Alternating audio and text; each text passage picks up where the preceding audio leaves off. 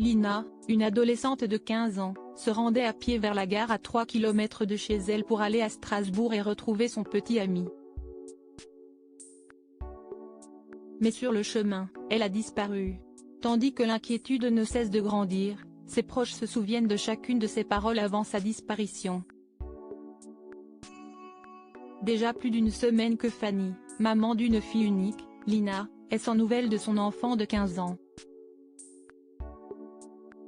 L'adolescente a disparu dans la matinée du 23 septembre 2023 alors qu'elle comptait se rendre à pied à la gare de Saint-Blaise-la-Roche pour aller rejoindre son petit ami à Strasbourg, Tao.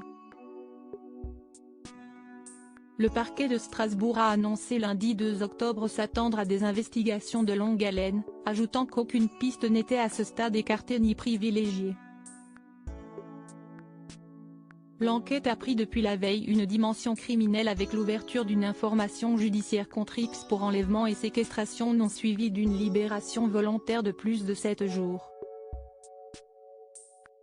Les proches de Lina continuent de garder espoir et de faire des recherches. Mais celles de la semaine passée dans la région de Plaine, commune du Bas-Rhin d'où Lina est originaire, se sont avérées infructueuses. Aucun détail ni indice n'a émergé.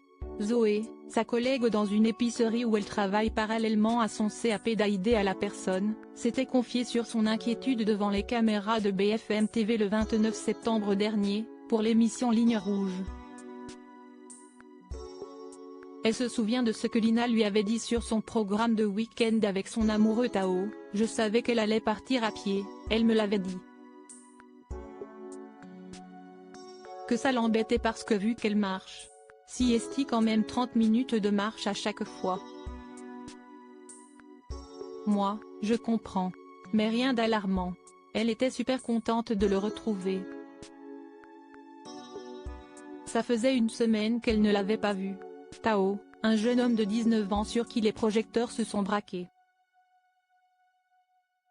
Ayant perdu son téléphone lorsqu'il a recherché sa petite amie et fait des injonctions à Zoé qui s'est confiée dans Touche pas à mon poste, il a éveillé les soupçons. Il a toutefois été mis hors de cause et a simplement déclaré dans les pages du Nouveau Détective: « Je préfère qu'on parle de moi en négatif et qu'on retrouve Lina. Pourquoi je l'aurais enlevée alors qu'elle était en train de venir chez moi ?»